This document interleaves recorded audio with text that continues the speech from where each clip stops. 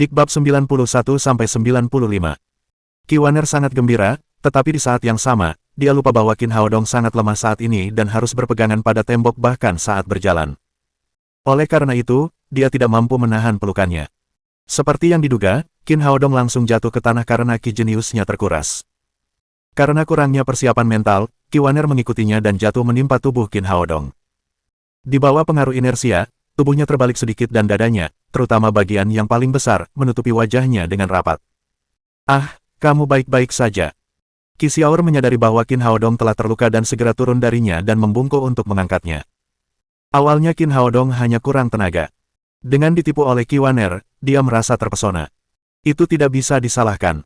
Setiap pria yang sehat akan merasa terpesona di depan keindahan pemandangan seperti itu tanpa penutup apapun.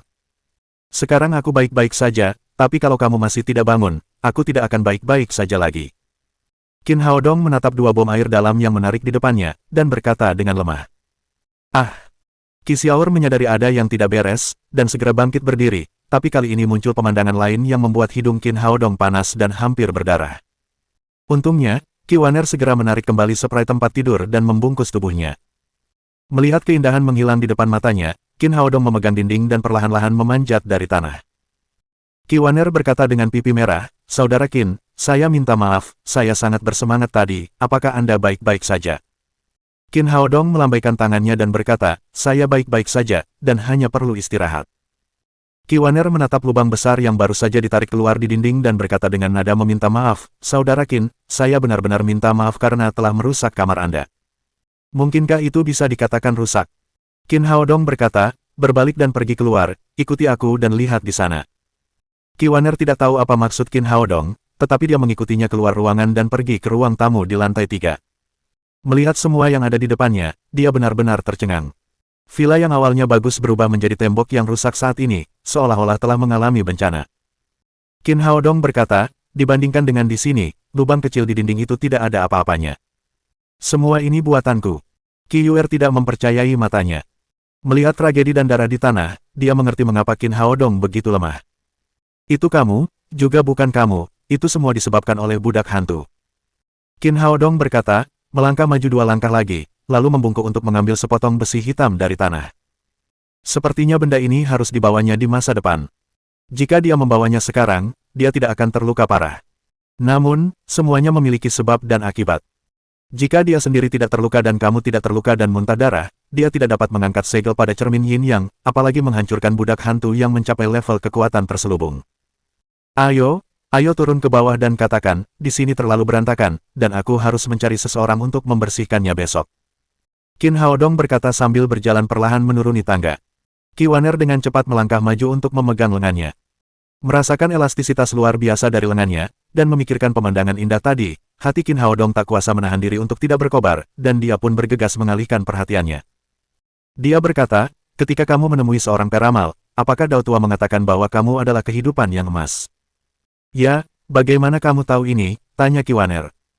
"Aku baru mengetahuinya, saat aku bertarung dengan budak hantu itu, tubuhnya sekeras besi sehingga telah mengeluarkan logamnya secara maksimal, oleh karena itu, aku berspekulasi bahwa kau pastilah makhluk emas dan juga memiliki atribut Yin, inilah sebabnya mengapa kau dipilih oleh Dao Lama sebagai penerima bagi para hantu." Qi Yuer berkata dengan marah, "Dao Tua ini benar-benar menjijikkan, jika aku bertemu dengannya lagi, aku harus memutar kepalanya ke bawah dan menendangnya seperti bola." Dari budak hantu itu, dapat dilihat bahwa level Dao Tua itu jelas tidak rendah, berdasarkan kultivasimu saat ini, saat kau bertemu dengannya lagi, kau harus bersembunyi sejauh mungkin. Berbicara tentang hal itu, Qin Haodong tampak serius, "Kurasa, Dao Tua ini menggunakan 5 elemen pemurnian hantu, kau hanyalah emas di antara 5 hantu, dan seterusnya, ada kayu, air, tanah, api, 4 budak hantu." "Apa, masih ada 4 budak hantu lainnya?" Qi Yuer terkejut dan membuka mulutnya. Qin Haodong berkata, "Kurasa memang seharusnya begitu. Namun, menyatukan keempat hantu lainnya jelas bukan hal yang mudah. Penerima hantu haruslah tubuh perawan, dan juga memiliki atribut fisik Yin. Pada saat yang sama, ia juga harus memenuhi 4 atribut, kayu, air, tanah, dan api. Kondisi ini sangat keras, sehingga sulit dicapai." Petik 2. Saat mereka sedang berbicara, 2 orang turun ke bawah. Qin Haodong mengeluarkan kaos oblong dan celana panjang dari ruang ganti miliknya dan melemparkannya ke Qi Waner. "Saya tidak punya pakaian wanita, jadi cobalah memakainya untuk sementara waktu." Kiwaner membawa pakaiannya ke kamar, lalu melepas spray yang menutupi tubuhnya, lalu mengenakan kaos dan celana pendek. Pakaian longgar seperti itu menunjukkan pesona yang berbeda. Terutama mengetahui bahwa dia tidak mengenakan apapun lagi di dalamnya, Qin Haodong merasa panas di hatinya. Dia berkata, "Itu, kau panggil Headstone dan biarkan dia mengantarmu kembali." "Bawa aku kembali, mengapa aku harus kembali?" Kiwaner bertanya. Qin Haodong tercengang, "Penyakitmu sekarang sudah pulih sepenuhnya, dan apa yang masih kau tinggalkan di sini?" Qiyuer berkata, "Aku sudah menjadi milikmu. Tentu saja aku harus tinggal di sini untuk mengikutimu." "Hei, kau tidak perlu melakukan itu." Qin Haodong buru-buru berkata, "Aku baru saja menyembuhkanmu, dan aku tidak melakukan apa-apa lagi, kau tidak bisa menggertakku dengan cara seperti itu." Walaupun wanita ini terlihat sangat cantik dan memiliki tubuh yang seksi, dia tidak bisa mengatakan kalau dia milikku karena aku hanya melihatnya sekilas. "Lihatlah dirimu, apakah aku sangat buruk, apakah aku tidak layak untukmu?" Qin Waner menatap tajam ke arah Qin Haodong dan berkata, "Hidupku adalah milikmu, jadi aku katakan bahwa aku milikmu mulai sekarang, aku akan melakukan apapun yang kau minta." "Oh, begitukah?" Qin Haodong menghela napas lega. Qi Waner memiliki teknik peretasan super dan merupakan seorang pejuang dengan level kekuatan rahasia. Dia benar-benar membutuhkan bakat seperti itu. "Baiklah, saya baru saja memulai perusahaan keamanan dan tinggal di sini untuk membantu saya jika Anda berkenan." Qiyuer berkata, "Tidak masalah, aku milikmu mulai sekarang." "Hei, bagaimana mungkin pernyataan ini membuat orang mengalami delusi yang tak terbatas?" Qin Haodong berkata, "Kamu istirahat dulu, aku harus pulih dan memperbaiki kultivasiku sesegera mungkin, nanti, aku harus membawa putriku ke kompetisi menyanyi." Setelah selesai, dia duduk bersila di lantai dan mulai menyembuhkan luka-lukanya serta memulihkan ki asli yang terkuras.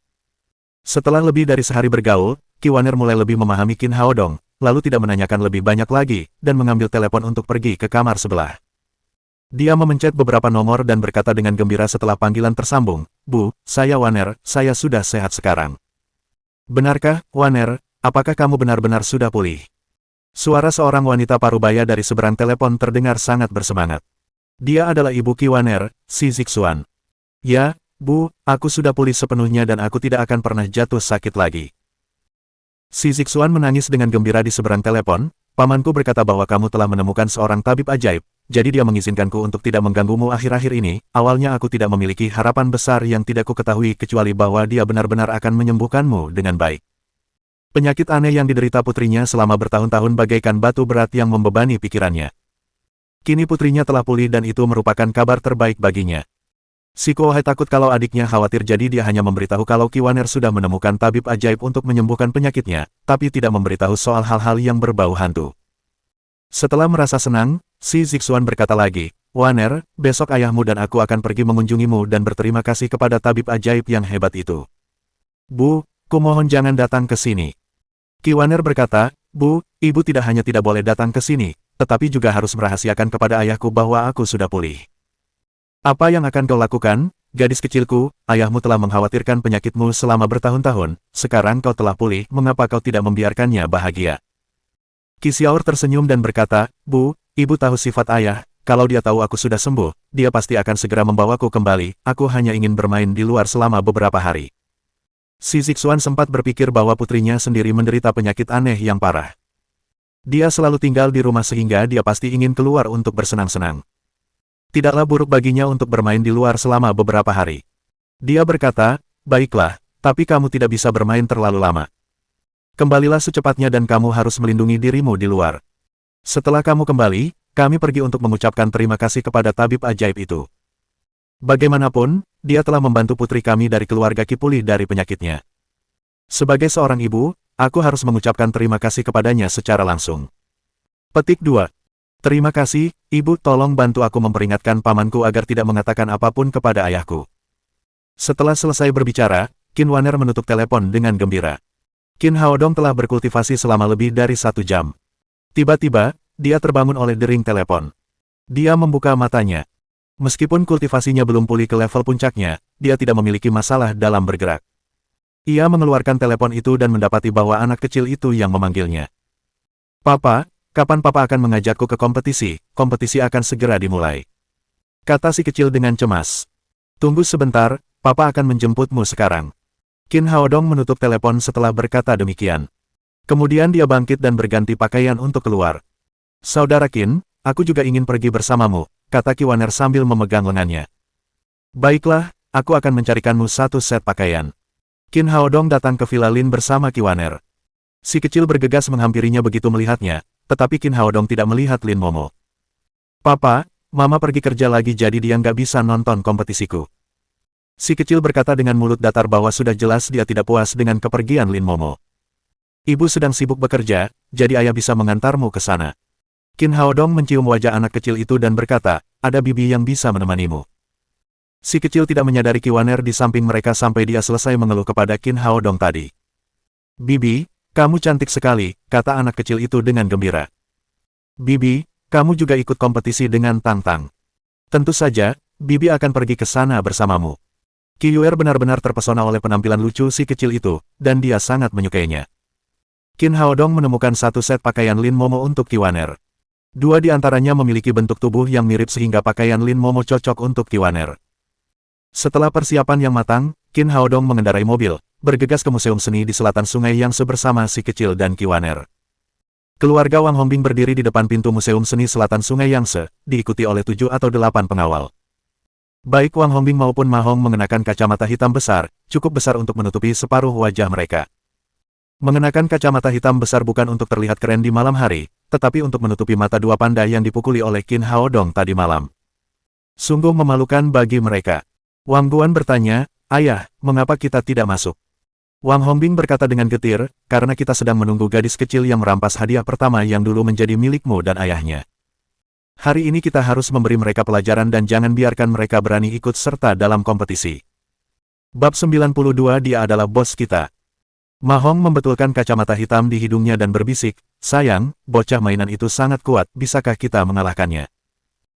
Jangan khawatir, tidak peduli seberapa kuatnya dia sendirian, para pengawal yang aku sewa kali ini semuanya adalah elit dari Daddy Security Company, dan mereka berbeda dari para sampah tak berguna yang pernah aku sewa sebelumnya. Salah satu dari mereka adalah pengawal dari Realm 8, dan 6 dari mereka adalah pengawal dari Realm 7. Mereka akan menghajar bocah itu sampai babak belur. Setelah kejadian terakhir kali, Wang Hongbing bersumpah untuk membalas dendam dan memecat semua mantan pengawalnya.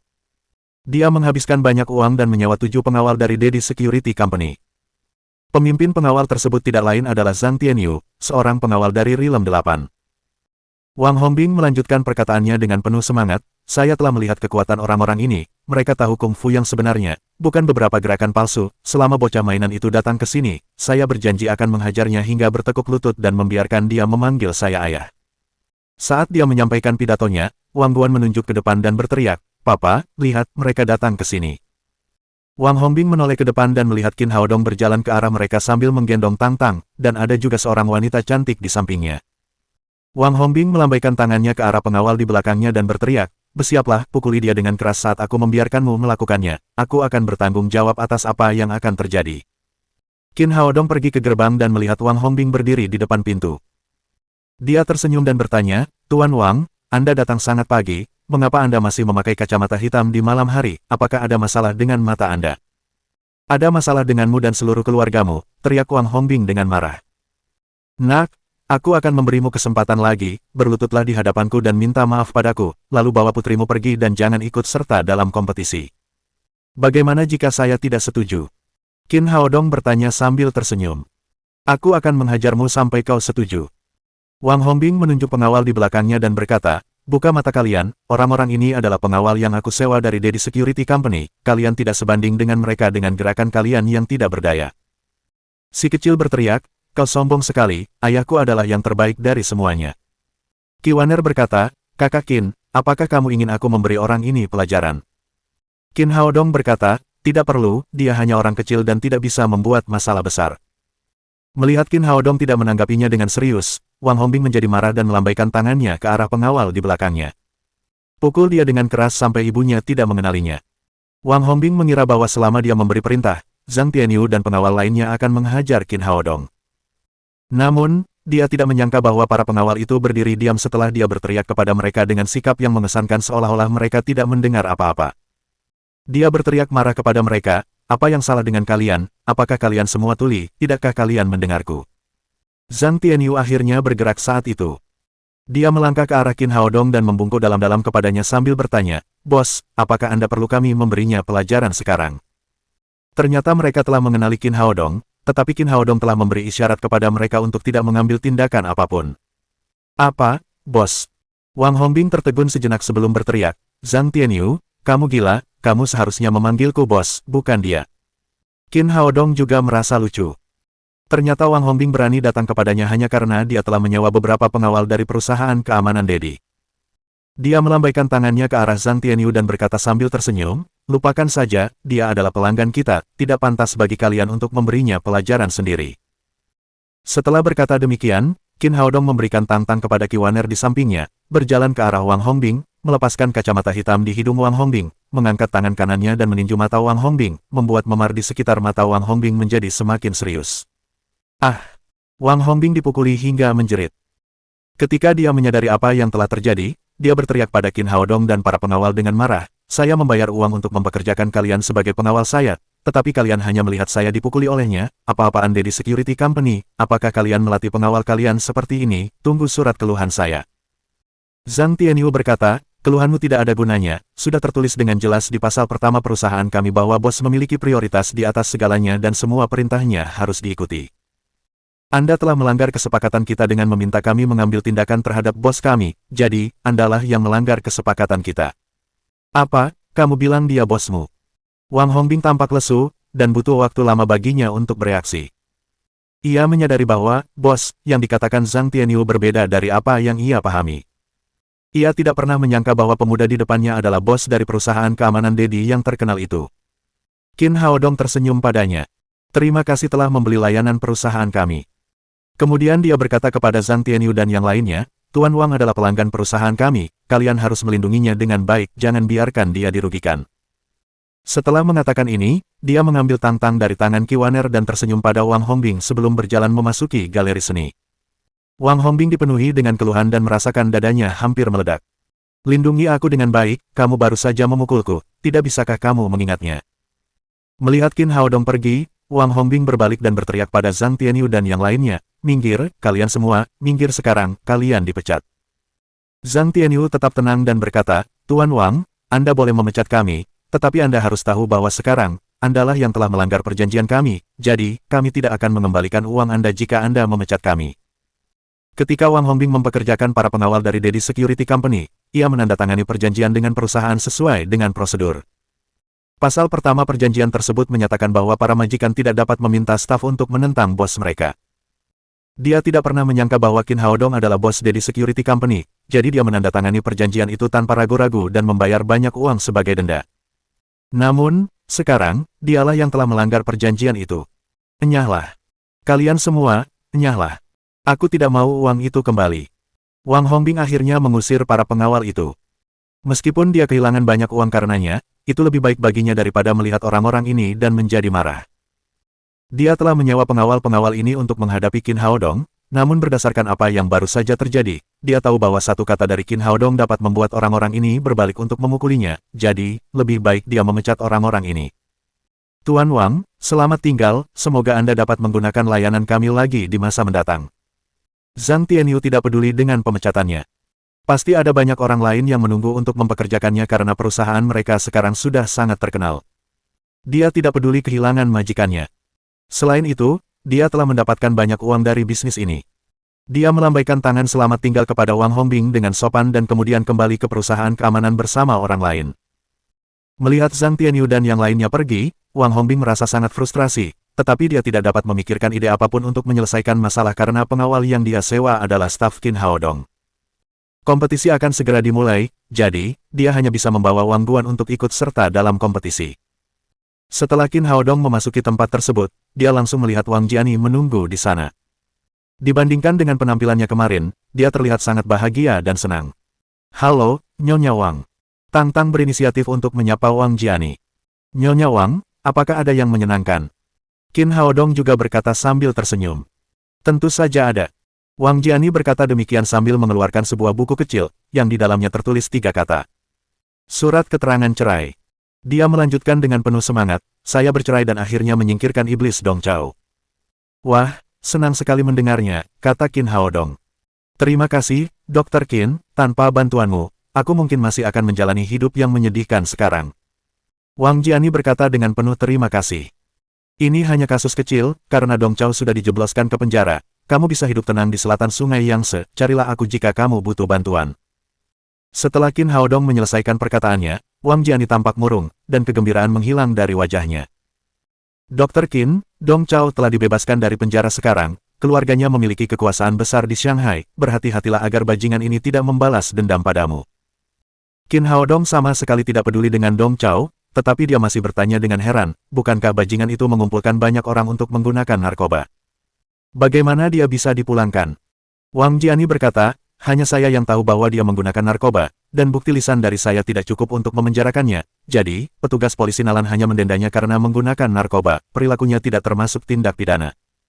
Qin Haodong mengangguk dan tahu bahwa memang seperti itu keadaannya. Bagaimanapun, polisi harus bergantung pada bukti untuk memberikan vonis.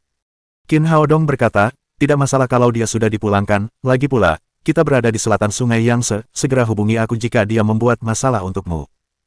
Wang Jiani berkata, aku tidak keberatan sama sekali, lagi pula, ini urusanku sendiri, aku hanya takut membuatmu mendapat masalah. Qin Haodong menunjukkan senyum santai. Jangan khawatir tentang itu, dia tidak memenuhi syarat untuk membuat masalah bagiku. Sementara mereka berbicara, kompetisi dimulai. Lagu yang dinyanyikan Tang Tang hari itu adalah lagu anak-anak berjudul Good Daddy. Suaranya yang merdu dan penampilannya yang luar biasa membuat dia mendapat tepuk tangan meriah saat menyelesaikan penampilannya. Qin Haodong sangat tersentuh setelah menyaksikan penampilan putrinya di atas panggung. Dia bisa merasakan cinta Tang Tang padanya. Tidak ada yang bisa menghentikan hubungan darah antara seorang ayah dan putrinya. Karena ini adalah semifinal, para pesertanya lebih menonjol daripada peserta uji coba. Namun, Tang Tang tetap memenangkan tempat pertama dengan penampilannya yang luar biasa. Yang mengejutkan Qin Haodong adalah Wang Hongbing menggunakan beberapa metode untuk memasukkan Wang Guan, yang bernyanyi seperti babi yang terjebak, ke dalam kompetisi final. Namun, hal itu tidak ada hubungannya dengan dirinya. Selama hal itu tidak memengaruhi Tang Tang, dia tidak ingin memperhatikan hal-hal lain. Ketika semifinal berakhir, 10 peserta akhirnya lolos ke final, yang akan diadakan besok malam. Anehnya, penyelenggara kompetisi mengumumkan aturan baru bahwa setiap peserta dapat mengundang seorang pemain pendukung di babak final. Para wasit akan memutuskan hasil kompetisi berdasarkan penampilan masing-masing peserta dan pemain pendukung. Papa, aku menang juara pertama lagi. Di akhir kompetisi, Tang Tang berlari ke pelukan Qin Haodong seperti burung yang gembira. Kamu bernyanyi dengan sangat baik hari ini. Aku yakin kamu bisa memenangkan tempat pertama di final juga, kata Kiwaner dari lubuk hatinya. Meskipun dia belum lama mengenal Tang Tang, dia sangat menyayangi gadis kecil yang lucu ini. Wang Jiani juga menimpali, Tang Tang, kamu pasti akan menjadi bintang besar di masa depan. Si kecil berteriak riang, bagus, kalau aku sudah jadi bintang besar, aku akan mengajak papa bernyanyi keliling dunia. Qin Haodong berkata sambil tersenyum, Tang Tang, lagu apa yang akan kamu nyanyikan besok, bisakah kamu memberitahuku sekarang? Tang Tang menjawab, aku ingin menyanyikan lagu bintang besar Ouyang Sanshan pada kompetisi final besok, bolehkah? Tentu saja, kamu boleh menyanyikan lagu apapun yang kamu suka. Di mata Qin Haodong, kebahagiaan Tang Tang adalah hal yang paling penting, dan persaingannya hanya di tempat kedua setelah itu. Wang Jiani berkata, Dr. Qin, pemain pendukung sangat penting dalam kompetisi besok, kita harus menemukan pemain yang hebat untuk membantu Tang Tang, jika tidak, hasil akhir Tang Tang akan terpengaruh. Jika Anda tidak dapat menemukan orang yang tepat untuk pekerjaan ini, saya dapat meminta bantuan beberapa teman saya, mereka adalah pekerja seni dan sastra yang memiliki kemampuan hebat dan terkenal di kota Jiangnan. Seorang pemain pendukung yang hebat. Senyum muncul di sudut mulut Qin Haodong. Dia berkata, terima kasih, saya tahu orang yang tepat untuk itu, jadi, tidak perlu repot-repot dengan ini. Melihat Qin Haodong punya rencananya sendiri, Wang Jiani tidak mengatakan sepatah kata pun tentang hal itu. Mereka meninggalkan tempat itu bersama-sama sambil mengobrol dan tertawa. Tidak lama setelah mereka keluar dari tempat itu, sebuah mobil hitam melaju ke arah mereka dengan kecepatan tinggi dan berhenti di depan mereka dengan suara pengereman. Saat pintu mobil terbuka, Dong Chao turun bersama dua pria yang tampak serius. Setelah melihat Dong Chao, Wang Jiani diliputi rasa ngeri, dan senyumnya menghilang. Dia sedikit gemetar dan benar-benar takut pada iblis di depannya. Qin Haodong berdiri di sampingnya dan menghiburnya. Denganku di sini, kamu tidak perlu takut. Pada saat ini, Dong Chao datang dan berteriak pada mereka. Anak mainan, aku tidak menyangka akan melihatmu secepat ini. Setelah itu, dia menunjuk Wang Jiani sambil berkata, "Wanita jalang, apa kau pikir kau bisa menyingkirkanku dengan surat cerai? Begini saja, kau tidak akan pernah bisa lepas dariku kecuali aku mati." Bab 93 memberimu tampilan baru. Orang jahat, jangan ganggu Nyonya Wang, kalau tidak, aku akan membiarkan ayahku menendangmu seperti menendang bola, kata Tang Tang dengan nada kesal. Ayahmu bukan siapa-siapa. Dong Chao tertawa sombong dan melanjutkan, aku datang untuk membalas dendam padanya, orang-orang ini semuanya adalah ahli bela diri dari Shanghai, kau tahu.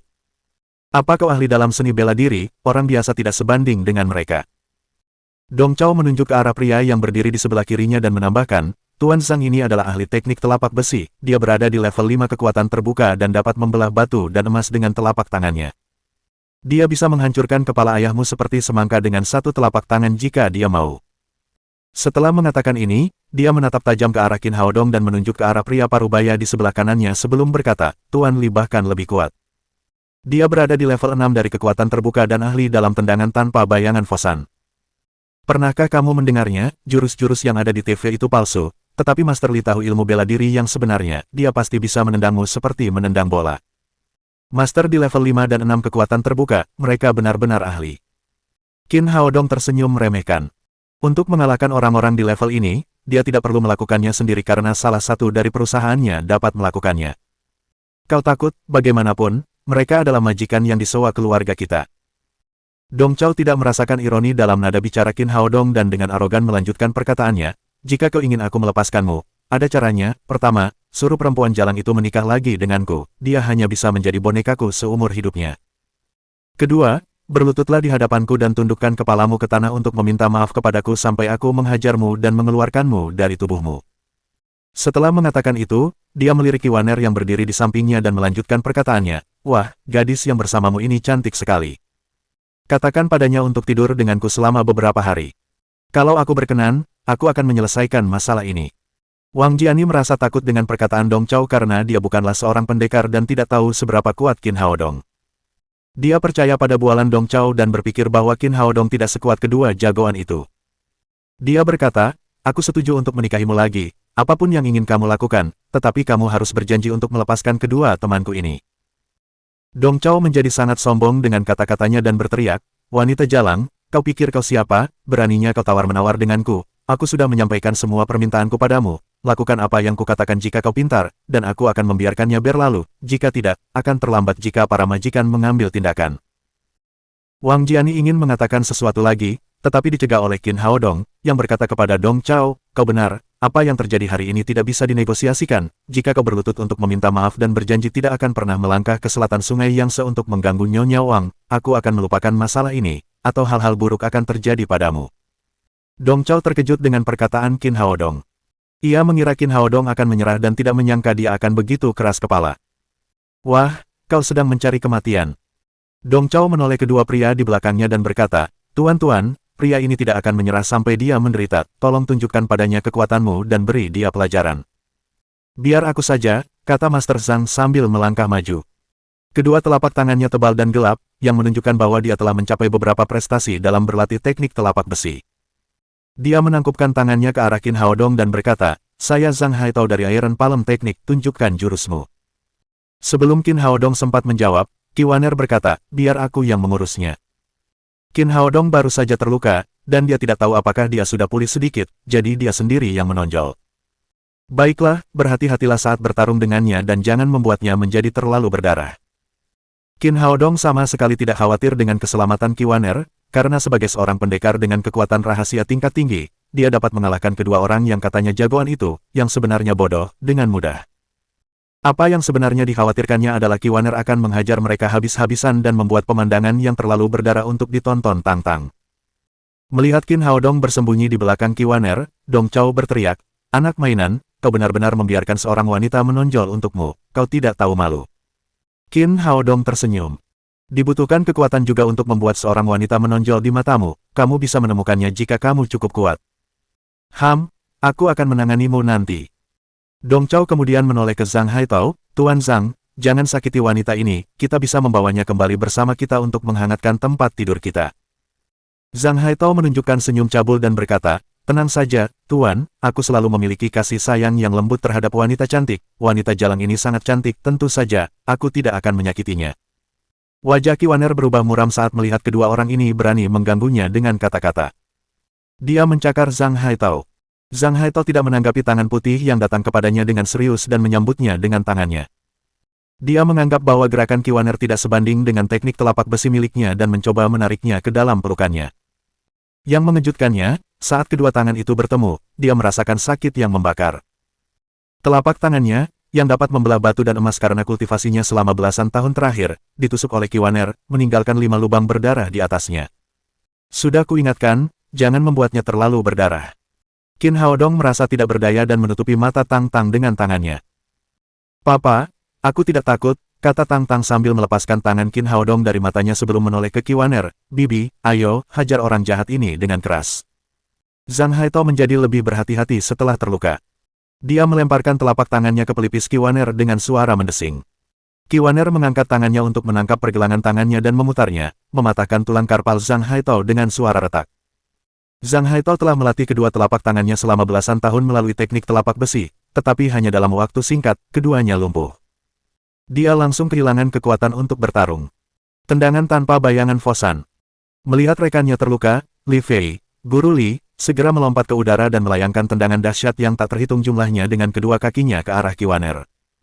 Kiwaner mengangkat salah satu kakinya tinggi-tinggi dan menendang Zhang Haitao sebelum melancarkan tendangan lainnya. Ada senyum dingin di sudut mulut Li Fei ketika dia melihat Kiwaner mencoba melawannya dengan tendangan. Dia telah melatih kakinya selama lebih dari 20 tahun yang dengannya dia dapat mematahkan tumpukan kayu sebesar mulut mangkuk. Dibandingkan dengan kakinya, kaki ramping Kiwaner benar-benar rentan. Dalam sekejap mata, kedua kaki itu saling bertabrakan, dan terdengar suara retakan sebelum Li Fei berteriak. Kakinya yang seharusnya bisa mematahkan tumpukan kayu itu benar-benar patah dari lututnya.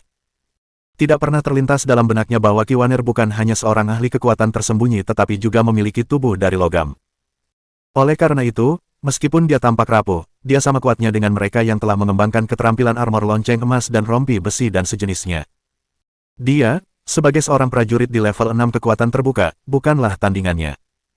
Wajah Dong Chao yang tadinya sombong berubah menjadi muram.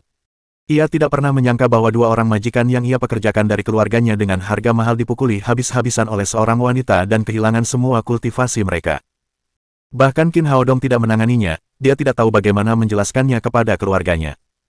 Namun, dia tidak peduli tentang itu saat ini. Melihat keadaan semakin buruk, dia segera naik ke mobil hitam di dekatnya dan mencoba melarikan diri setelah menutup pintu. Namun, Kiwaner sangat marah padanya dan tidak akan membiarkannya pergi. Dia berjalan ke mobil dengan 2 langkah dan mendobrak pintu mobil dengan tangannya sebelum menarik Dong Chao keluar dengan kerah bajunya. Wang Jiani tercengang oleh pemandangan itu. Dia tidak dapat menahan diri untuk bertanya-tanya siapakah orang-orang ini bersama Qin Haodong sambil melihat Kiwaner, yang bahkan lebih lembut darinya tetapi memiliki kekuatan yang begitu besar dan dapat menembus pintu besi dengan tangannya. Kiwaner mengangkat Dong Chao seperti mengangkat ayam dan menghampiri Qin Haodong sebelum melempar Dong Chao ke tanah. Dong Chao jatuh ke tanah dengan keras dan mengerang, hampir memuntahkan makanan yang dimakannya saat makan malam.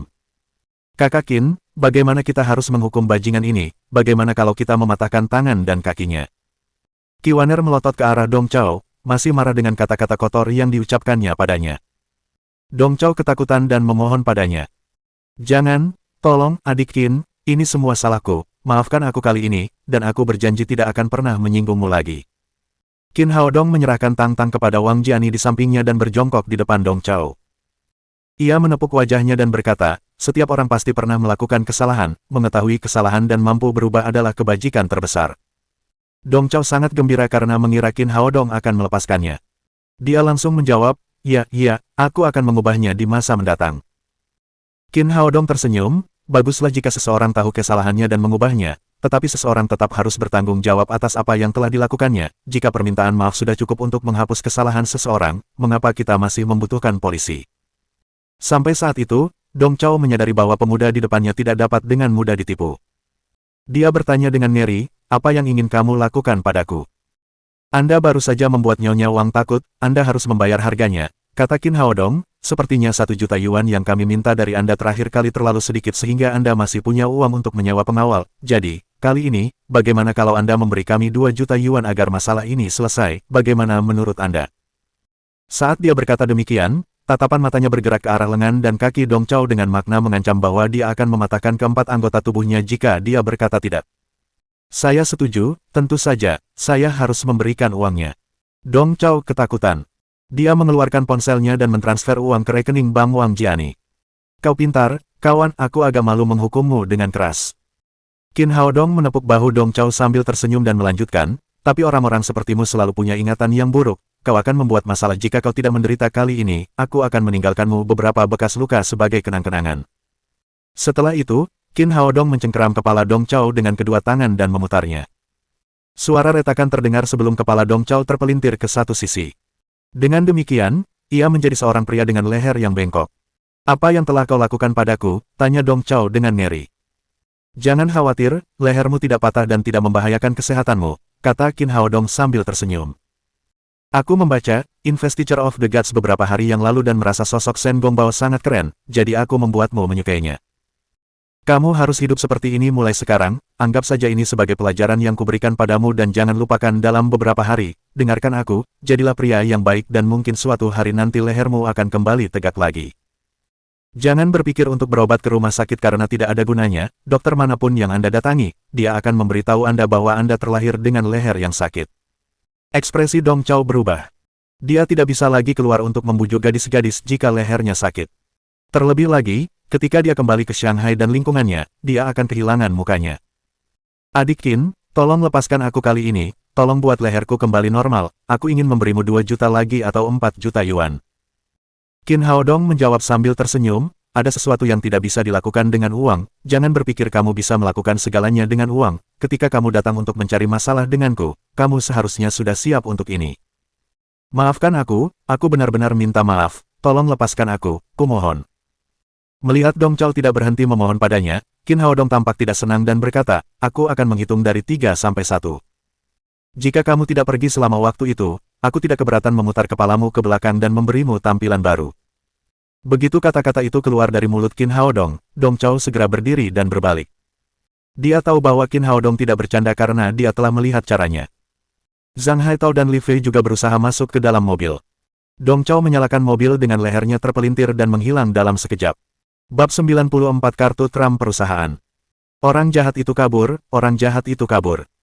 Tang Tang bersorak gembira sebelum berkata kepada Kiwaner, Bibi cantik, gerakanmu hebat sekali, bisakah kamu mengajariku? Sayang, kamu harus belajar dari ayahmu, kamu tidak akan bisa belajar dari kemampuanku. Kiwaner memperoleh kultivasi dan konstitusi tubuhnya dari janin hantu, jadi, orang biasa mungkin tidak dapat mempelajari keterampilannya. Baiklah, baiklah. Tang Tang mencibirkan bibirnya, tampak kesal. Tang Tang, kamu bisa mempelajari teknik yang aku ajarkan kepadamu yang bisa membuatmu lebih pintar, dengan cara ini, kamu bahkan akan lebih hebat dari bibimu. Qin Haodong telah mengajarkan Tang Tang Suantian Sutra, teknik tingkat tertinggi di dunia kultivasi dan jauh lebih unggul daripada teknik yang dipelajari Kiwaner. Karena Tang Tang baru saja mulai berlatih sutra, orang lain tidak dapat melihat peningkatan yang dicapainya saat ini. Setelah beberapa hari, peningkatannya akan sangat pesat setiap harinya. Metode kultivasi biasa tidak dapat dibandingkan dengannya sama sekali. Benarkah, aku akan berusaha keras untuk melatihnya. Tang Tang kembali bersemangat. Tepat pada saat itu, Wang Jiani datang kepada mereka dan berkata, Dr. Qin, Anda menyelamatkan saya lagi, terima kasih banyak. Qin Haodong menjawab, sama-sama, jangan dimasukkan ke hati karena ini hanya masalah kecil. Wang Jiani berkata lagi, Dr. Qin, Anda mendapatkan 2 juta yuan ini, tidak pantas bagi saya untuk menyimpannya, jadi, saya harus mengembalikannya kepada Anda. Aku tidak membutuhkannya, bajingan itu berutang ini padamu, tidak seorang pun boleh menyimpannya kecuali kamu. Kalau begitu, biar aku yang mentraktirmu dan saudari Waner makan. Wang Jiani tidak tahu bagaimana mengungkapkan rasa terima kasihnya. Qin Haodong tidak menolak ajakannya kali ini dan berkata, baguslah, ayo kita berpesta, ngomong-ngomong, rayakan kemenangan Tang Tang di tempat pertama lagi. Bagus, ayo pergi, aku akan berpesta. Tang Tang bertepuk tangan dengan gembira. Keempatnya pergi ke restoran barat dan makan bersama dengan gembira. Setelah itu, Qin Haodong mengantar Wang Jiani ke rumahnya sebelum kembali ke Villa Lin bersama yang lain. Karena hari sudah terlalu malam, Kiwaner kembali ke villa nomor 6 sementara Qin Haodong pergi ke rumah Lin Momo bersama Tang Tang. Ketika mereka memasuki pintu, mereka mendapati Lin Momo sudah kembali ke rumah. Tang Tang berkata dengan ekspresi sedih, Ibu, aku memenangkan tempat pertama lagi hari ini, tetapi sayang sekali ibu tidak melihatnya. Lin Momo memeluk Tang Tang dan menciumnya sebelum meminta maaf. Maaf, Tang Tang, aku memang sibuk hari ini, aku akan mendukungmu di kompetisi final besok. Tang Tang membelalakan matanya saat mendengar itu dan berkata dengan gembira, Ibu, tepati janjimu. Tentu saja, Tang Tang berharap dapat bersaing di final dengan perusahaan ibu dan ayahnya. Baiklah, aku akan melakukannya, kata Lin Momo dengan yakin. Ayo buat janji kelingking. Tang Tang mengulurkan jari kelingking putihnya dan membuat janji kelingking dengan Lin Momo sebelum merasa yakin. Lin Momo membiarkan Tang Tang berdiri di tanah dan berkata, pergi cari kakekmu dan bermainlah dengannya. Melihat Tang Tang pergi mencari Lin Ziyuan, Qin Haodong berkata, mengapa kamu pergi bekerja selarut ini malam ini, apa yang kamu lakukan? Saya mendapat kabar bahwa keluarga Feng mengirim sejumlah batu permata giok mentah, jadi saya pergi untuk memeriksanya. Qin Haodong menjawab, begitu ya, tapi Anda mengatakan kepada saya bahwa sejumlah batu permata giok mentah telah diangkut ke grup Feng, apakah itu memengaruhi bisnis kita? Tidak. Lin Momo menjawab dengan tatapan ingin tahu. Itulah yang aku khawatirkan, keluarga Lin telah mengangkut 2 kelompok batu permata giok mentah dari Myanmar tetapi belum mengambil tindakan lebih lanjut atau mengiklankannya, produk mereka tidak laku lebih baik dari sebelumnya dan pelanggan mereka masih sangat sedikit. Jika saya adalah bos grup Feng, saya akan memberikan banyak publisitas setelah saya mendapatkan begitu banyak batu permata giok mentah baru dan memenangkan kembali pelanggan saya melalui beberapa cara promosi untuk mengubah kerugian menjadi keuntungan. Saya tidak akan merahasiakan berita itu, saya benar-benar tidak mengerti apa yang ingin mereka lakukan. Qin Haodong memikirkannya sejenak dan tidak dapat menemukan alasannya. Dia hanya berkata, jangan khawatir, saya akan pergi ke sana untuk memeriksanya besok, paling buruk, kita bisa membeli beberapa batu permata mentah baru dari mereka. Itu hebat. Lin Momo tahu bahwa Qin Haodong sangat kuat. Selama dia ikut campur dalam masalah ini, keluarga Feng tidak akan bisa membuat masalah. Setelah menidurkan Tang Tang, Qin Haodong kembali ke rumahnya sendiri. Lantai 3 tidak bisa ditinggali, jadi, dia dan Kiwaner tinggal di lantai 2. Keesokan paginya, Qin Haodong menghubungi Nalan Wushuang melalui telepon dan memintanya untuk datang ke rumahnya. Ia ingin membicarakan 2 hal dengannya. Salah satunya adalah tentang Kiwaner yang bekerja di Daddy Security Company, dan yang lainnya adalah tentang meminta Nalan Wushuang mencari seseorang untuk memperbaiki rumahnya. Setelah menelepon, dia pergi ke kamar Kiwaner. Dia pikir tidak cukup baik bagi Kiwaner untuk berkultivasi dengan mengandalkan instingnya. Setelah merenung sejenak, dia teringat klan raksasa di dunia kultivasi. Metode kultivasi klan tersebut adalah yang terbaik untuk Kiwaner, yang memiliki tubuh dari logam. Dia mengajarkan metode tersebut kepada Kiwaner dan membimbingnya untuk berkultivasi. Tepat saat Qin Haodong selesai memberi arahan, Nalan Wushuang memasuki ruangan, dan ekspresinya berubah saat melihat Kiwaner yang cantik. Dia tidak pernah menyangka akan melihat wanita cantik di rumah Qin Haodong setiap kali dia ke sana. Dia bertanya, apakah dia juga pelangganmu? Qin Haodong menjawab sambil tersenyum, tidak, dia bukan pelanggan saya, melainkan staf baru di perusahaan saya. Staf macam apa? Nalan Wushuang tidak mengerti kata-katanya saat ini. Kiwaner menghampiri Nalan Wushuang sambil tersenyum dan berkata, Kakak Nalan, apakah kamu tidak mengingatku? Aku Waner. Apa, kamu Waner? Saat terakhir kali mereka bertemu, Kiwaner mengenakan pakaian hitam dengan wajah yang dicat hitam pula. Sekarang, dia telah mengubah penampilannya. Nalan Wushuang tentu saja tidak dapat mengenalinya. Kiwaner menjawab dengan gembira, ya, saya Suster Nalan, Kakak Qin menyembuhkan penyakit saya, dan sekarang, saya menjadi salah satu anggota perusahaan keamanan Daddy. Itu hebat, hebat sekali. Kiwaner senang melihat Kiwaner disembuhkan oleh Qin Haodong. Dia kemudian bertanya, karena kamu telah menerima Waner sebagai staf kami, dia akan berada di level berapa? Qin Haodong berkata setelah berpikir sejenak, Waner memiliki keterampilan terbaik dalam meretas komputer dan bertarung. Dia seharusnya menjadi Ultra Guard sepertiku. Lagi pula, dia adalah kartu truf perusahaan kami dan tidak akan menerima tugas dari orang luar untuk saat ini. Wah, dia sangat pintar. Nalan Wushuang tidak menyangka bahwa Qin Haodong akan begitu menghargai Kiwaner, hal itu sangat mengejutkannya. Kamu akan melihat apakah dia kuat atau tidak. Setelah itu, Qin Haodong membawa Nalan Wushuang ke lantai 3. Nalan Wushuang terkejut melihat ruang tamu yang rusak parah dan bertanya dengan heran, apa yang terjadi, bagaimana bisa jadi seperti ini. Semua perabotan di ruangan itu hancur berkeping-keping, bahkan dinding dan lantai ruangan yang keras pun rusak parah. Jika daya rusaknya lebih kuat, rumah itu pasti sudah hancur berkeping-keping. Nalan Wushuang tidak dapat membayangkan siapa yang memiliki kekuatan sebesar itu. Kiwaner menjawab dengan malu, Kakak Nalan, aku yang melakukannya. Apa, kau melakukannya, apa kau serius?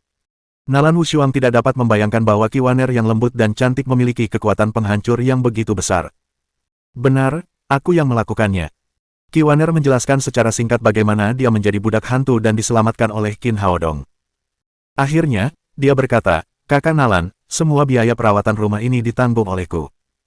Tidak perlu, keluarga kami punya perusahaan dekorasi, saya akan meminta mereka untuk memperbaiki rumah. Nalan Wushuang akhirnya bisa memahami betapa kuatnya Kiwaner. Dia sekuat Tyrannosaurus betina. Setelah meninggalkan Kiwaner ke Nalan Wushuang, Qin Haodong berkendara ke pusat pameran. Dia ingin tahu rahasia apa yang disembunyikan grup Feng dari publik. Ponselnya berdering saat dia sudah setengah jalan. Panggilan itu dari Nalan Wuxia. Qin Haodong menjawab telepon sambil menyeringai. Nyonya, bagaimana Anda ingat menelepon saya, Anda ingin mengundang saya makan malam. Nalan Wuxia menjawab, cepat datang ke unit kriminal, saat urusan selesai, aku akan mengundangmu. Jangan bilang kau ingin aku membantumu dalam interogasi, jika kau terus memintaku melakukan hal-hal ini, aku akan mempertimbangkan untuk mendapatkan izin polisi untuk bergabung denganmu sebagai polisi. Qin Haodong mengendarai mobil menuju unit kriminal sambil berbicara di telepon. Ketika dia tiba di unit kriminal kota Jiangnan, dia tidak hanya melihat Wang Jianfeng dan Nalan Wuxia di sana tetapi juga melihat Fang Chuanxiong, pemimpin satuan tugas khusus di Departemen Kepolisian. Saudara Qin, ini dia. Fang Chuanxiong menyambut Qin Haodong dengan hangat setelah melihatnya. Qin Haodong bertanya, Kepala Fang, apakah terjadi sesuatu? Ya, kalau tidak, kami tidak akan mengundangmu ke sini. Nalan Wuxia memiliki hubungan baik dengan Qin Haodong, jadi, dia menjawabnya dengan cara yang tampaknya ceroboh.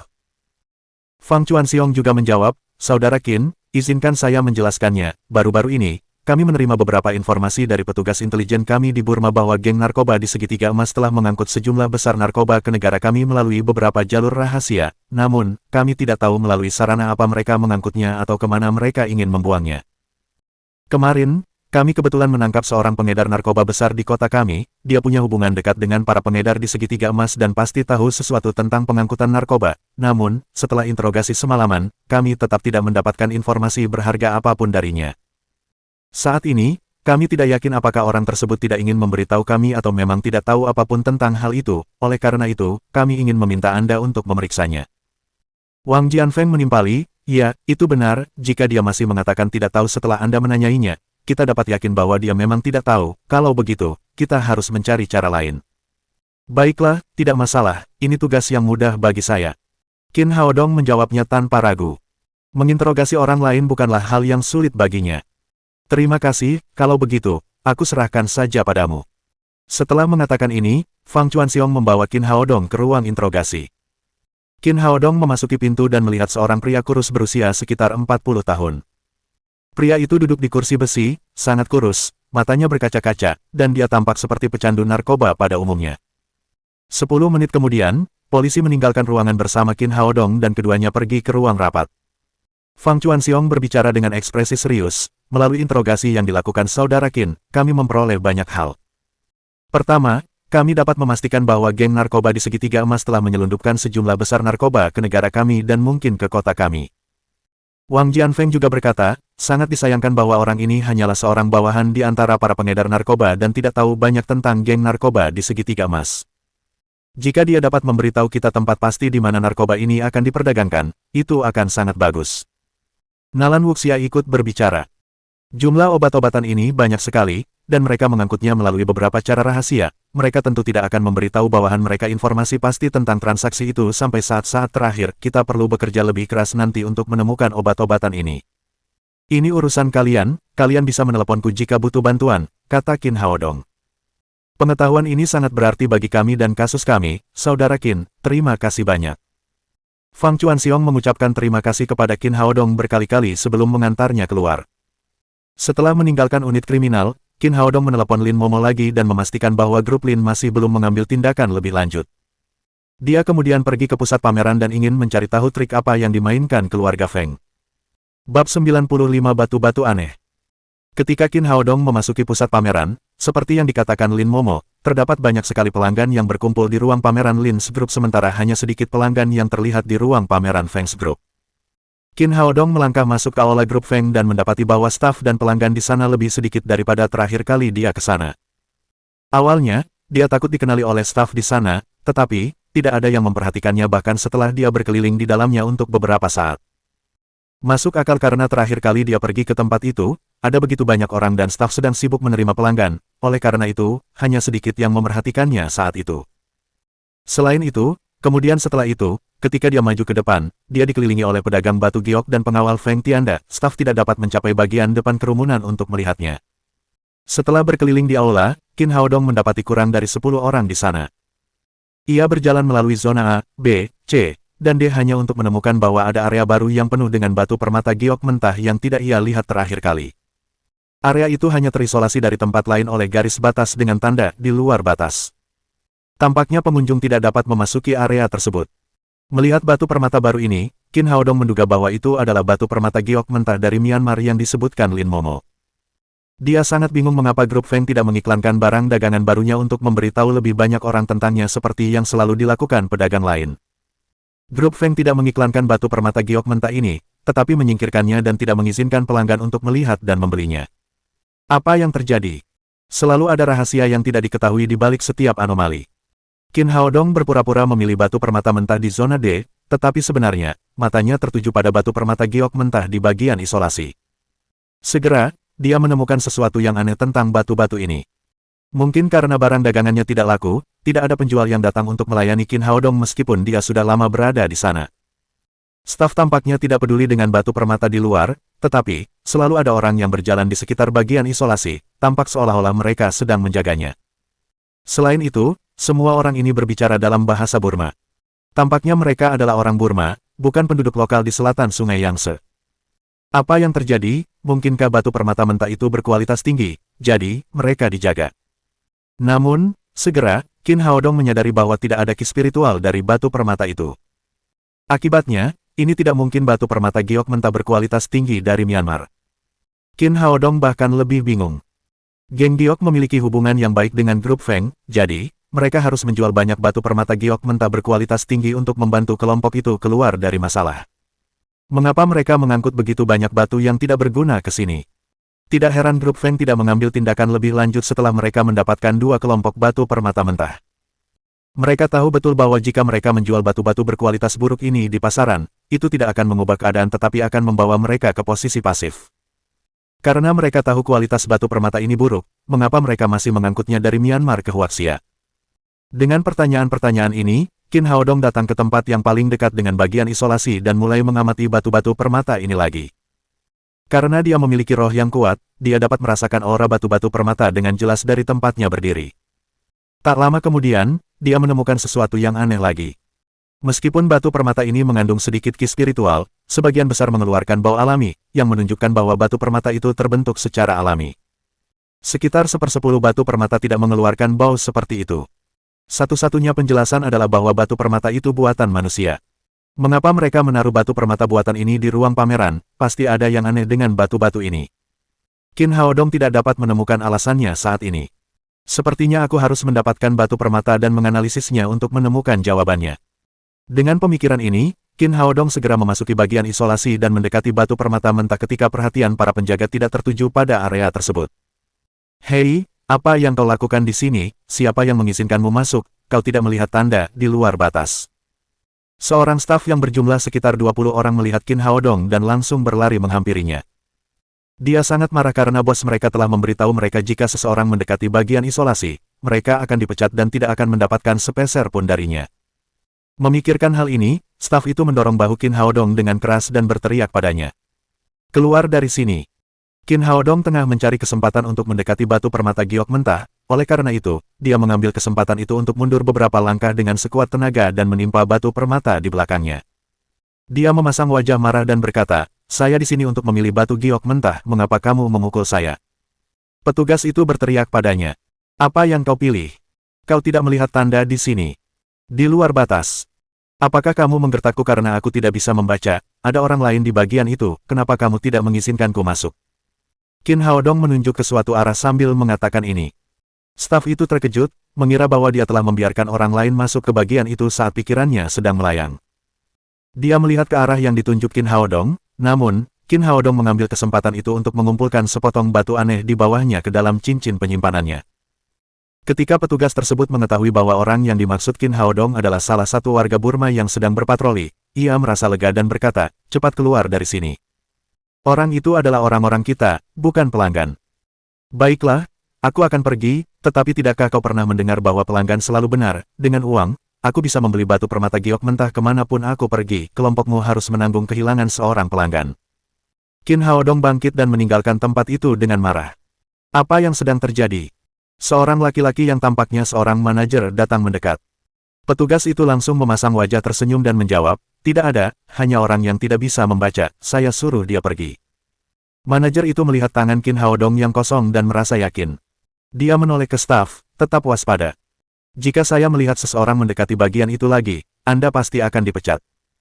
Ya, aku akan berhati-hati mulai saat ini. Staf itu buru-buru menjawab, dan manajer itu mendengus sebelum pergi. Ketika Qin Haodong kembali ke mobilnya, Qin Haodong tersenyum, dan sebuah batu seukuran bola voli muncul di tangannya. Ia memegang batu itu dengan kedua tangannya dan tidak menemukan sesuatu yang aneh darinya, tetapi ia yakin bahwa batu itu pasti buatan manusia. Selain itu, batu itu diproduksi dengan teknologi canggih, jadi orang biasa tidak dapat mengetahui bahwa itu buatan manusia. Jika ia tidak dapat merasakan auranya, ia juga tidak akan dapat mengetahuinya. Ia berpikir pasti ada alasan di balik orang-orang yang memproduksi batu-batu palsu tersebut karena dibutuhkan biaya besar untuk membuat batu-batu tersebut terlihat seperti batu asli. Tapi sebenarnya apa yang salah dengan batu itu? Qin Haodong tidak dapat menemukan masalah apapun dengan mengamati batu itu, jadi, ia memutuskan untuk menggalinya. Ia mengulurkan dua jari dan menjepit bagian batu yang menonjol. Saat memegangnya, ia dapat melihat bahwa batu buatan ini tidak sekeras batu alam. Selain itu, butiran pada penampang melintangnya berbeda dengan butiran batu alam.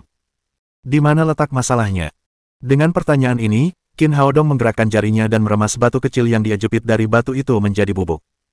Dia mengangkat tangannya dan melihat jari-jarinya, kekuatan itu putih. Sebuah ide tiba-tiba muncul di benaknya. Ia teringat sebuah kasus yang terjadi beberapa waktu lalu, beberapa pengedar narkoba memasukkan narkoba ke dalam koper kulit melalui metode kimia. Nalan Wuxia baru saja memberitahunya bahwa sejumlah besar narkoba telah masuk ke kota Jiangnan tetapi mereka tidak tahu di mana keberadaannya. Menempatkan kedua benda ini bersama dengan batu palsu di tangannya, Qin Haodong hampir sampai pada kesimpulan bahwa batu itu mungkin terbuat dari obat-obatan. Dia sangat gembira dengan temuannya dan segera pergi ke unit kriminal kota Jiangnan. Sementara itu, dia menelepon Nalan Wuxia. Nyonya, apakah Anda dari unit kriminal? Tidak. Aku sedang menjalankan misi bersama yang lain, mengapa kau memanggilku? Tanya Nalan Wuxia. Cepatlah kembali, aku punya barang bagus untukmu. Untukku. Nalan Wuxia sedikit terkejut dan terus bertanya, apa? Harta karun yang luar biasa. Qin Haodong tertawa terbahak-bahak. Bagi Nalan Wuxia yang ingin memecahkan kasus narkoba, batu ini sungguh merupakan harta karun. Nalan Wuxia menjawab, saya sedang sibuk, jadi, jangan bercanda dengan saya, akan menjadi bencana jika kita tidak dapat menemukan obat-obatan ini tepat waktu dan membiarkannya beredar di pasaran, ini akan membawa masalah yang tak ada habisnya bagi negara kita. Aku tidak bercanda, hal ini penting bagimu, cepat kembali, aku akan tiba di unit kriminal. Qin Haodong mengakhiri panggilan setelah menyelesaikan kata-katanya, yakin bahwa Nalan Wuxia akan segera kembali. Tidak mengherankan, saat dia memarkir mobilnya di unit kriminal, Nalan Wuxia menyerbu kembali dengan mobil patroli. Dia turun dari mobil dan berkata kepada Qin Haodong dengan kesal, apa alasanmu memaksaku untuk kembali? Apakah kamu akan kesulitan merayu gadis-gadis lagi? Kamu bicara omong kosong, aku orang yang jujur. Tidakkah kau malu menggambarkan dirimu sebagai pria jujur? Setiap kali kau dalam masalah, kau selalu bersama seorang wanita, bisakah kau memberiku pengecualian? Qin Haodong memikirkannya sejenak dan mendapati kata-katanya benar. Dia menjawab dengan malu, iya. Aku sangat tampan, dan itu bukan salahku. Baiklah, hentikan omong kosongmu. Kenapa kau meneleponku lagi? Sudah kubilang aku punya barang bagus untukmu. Qin Haodong mengeluarkan batu itu dari mobil dan menyerahkannya kepada Nalan Wuxia sambil berkata demikian. Kau mendesakku kembali hanya untuk memberiku batu ini, apakah ini lelucon April Mop? Nalan Wuxia mengira Qin Haodong sedang mengolok-oloknya, dan dia ingin menghancurkan kepala Qin Haodong dengan batu itu. Qin Haodong menjawab, saya serius, batu ini adalah harta karun. Melihat ekspresi seriusnya, Nalan Wuxia menerima batu itu dan membaliknya dengan hati-hati di tangannya, tetapi tidak menemukan sesuatu yang berbeda. Itu hanya batu dan tidak ada yang seperti harta karun, gerutu Nalan Wuxia, aku tidak punya waktu untuk bercanda denganmu, aku akan pergi jika tidak ada yang lain. Apa yang kamu cari ada di batu ini, kamu mau kemana? Apa maksudmu? Nalan Wuxia pintar, dan dia juga pernah mengalami kasus di mana obat-obatan digabungkan ke dalam koper kulit. Jadi, setelah beberapa saat berpikir, dia tampak terkejut dan berseru, apakah maksudmu ada obat-obatan di batu ini? Qin Haodong menjawab, saya kira begitu. Ujilah di laboratorium Anda dan kita akan segera mengetahuinya. Aku akan melakukannya. Nalan Wuxia menyerbu unit kriminal sambil membawa batu dan mengirimkannya ke laboratorium divisi teknologi. Menguji narkoba selalu sangat mudah, jadi, dia membawa batu itu keluar dari laboratorium beberapa menit kemudian. Dia berseru dengan gembira, katakan padaku, di mana kamu mendapatkan batu ini? Kamu belum memberitahuku hasil tesnya. Qin Haodong jauh lebih tenang dari Nalan Wuxia. Kami sudah mengujinya dan hasilnya menunjukkan bahwa batu itu mengandung banyak diamorfin dengan konsentrasi tinggi, yang berarti Anda benar. Ada banyak obat dalam batu ini. Melihat tebakannya terbukti benar, Qin Haodong tidak dapat menahan rasa kagumnya terhadap para pengedar narkoba yang licik, yang mampu memikirkan cara yang tidak biasa untuk menyelundupkan narkoba. Kalau saja Lin Momo tidak menyadari ada yang tidak beres dengan Lin's Group, dan bahwa dia kebetulan terlibat dalam kasus tersebut, dan bahwa dia mempunyai sebuah cincin penyimpanan, mereka tidak akan bisa menemukan rahasianya. Keadilan memiliki lengan yang panjang. Para penjahat ini akhirnya jatuh secara tidak sengaja karena Qin Haodong. Sementara Qin Haodong masih dalam emosi campur aduk, Nalan Wuxia tidak sabar dan bertanya kepadanya, apa yang kamu senyum-senyum? Cepat katakan padaku di mana kamu mendapatkan batu ini. Jangan tunda kasusku.